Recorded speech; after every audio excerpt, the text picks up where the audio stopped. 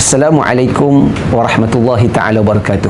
Bismillahirrahmanirrahim. Alhamdulillah rabbil alamin, wassalatu wassalamu ala sayyidil mursalin wa ala alihi wa sahbihi ajma'in.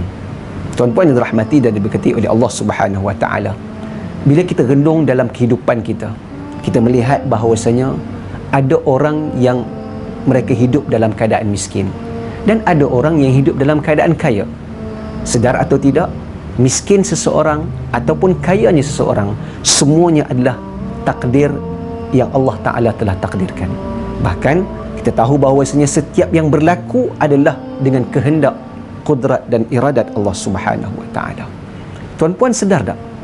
Ada orang menganggap bahawasanya kemiskinan merupakan ujian. Kemiskinan merupakan satu yang membebankan seseorang dan ianya merupakan ujian daripada Allah. Tapi tanpa kita sedar, pada hakikatnya bukan sekadar kemiskinan merupakan ujian. Pada hakikatnya kekayaan juga merupakan satu ujian daripada Allah Subhanahu wa taala. Di mana Allah Subhanahu wa taala menguji orang yang kaya. Allah Taala memberikan kekayaan kepada mereka untuk menguji harta yang mereka miliki kepada mana ataupun ke mana mereka belanjakan. Bahkan orang-orang miskin yang Allah Ta'ala jadikan itu sebenarnya adalah ujian kepada orang yang kaya. Saudara yang dirahmati dan berkati Allah, orang yang kaya perlu sedar bahawasanya dia tidak boleh hidup selesa. Allah uji dengan kekayaan tersebut. Adakah dengan kekayaan tersebut mereka menjadi orang yang sombong? Adakah dengan kekayaan tersebut mereka melupakan orang yang ditimpa musibah dan orang yang ada masalah dalam hidup? Tuan-puan yang dirahmati dan berkati Allah, justru Islam mengajar kepada kita, bahkan menitik beratkan kepada kita agar jangan memandang sepi kepada orang yang dalam kesusahan dan kemiskinan. Terlalu banyak ayat-ayat Al-Quran yang boleh kita tengok di mana Al-Quran mengajar kepada kita, bahkan menekankan kepada kita untuk kita ambil berat dan mengambil tanggungjawab dalam membantu orang yang dalam kesusahan tersebut. Bahkan ada amaran daripada Allah Subhanahu wa taala kepada orang yang tidak mempedulikan orang-orang yang dalam kesusahan. Sebagaimana firman Allah Subhanahu wa taala dalam surah Al-Maun, Bismillahirrahmanirrahim. Ara'aita alladhi yukadzibu bid-din, fadzalika alladhi yad'ul yatim wa la yahuddu 'ala ta'amil miskin. Artinya, tahukah kamu orang-orang yang mendustakan agama? Iaitulah mereka yang menindas anak yatim dan juga tidak menggalakkan untuk memberi makan kepada orang miskin.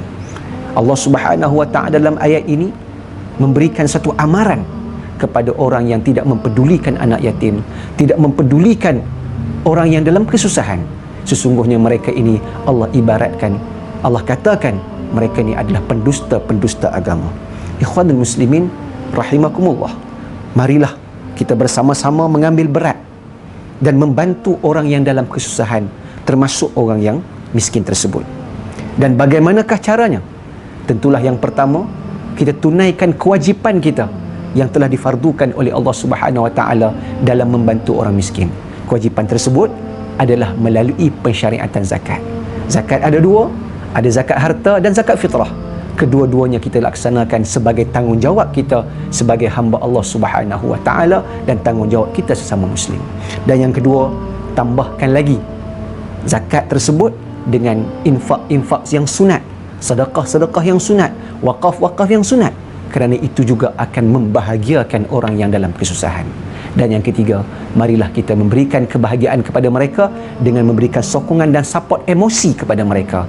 Berilah kata-kata yang baik, sokonglah mereka, nasihatilah mereka, berilah idea kepada mereka, dan sama-sama kita membantu mereka untuk mereka bangkit daripada kesusahan, untuk mereka hidup dalam keadaan yang lebih selesa. Mudah-mudahan dengan melaksanakan tanggungjawab ini, kita akan diberkati oleh Allah Subhanahu wa taala.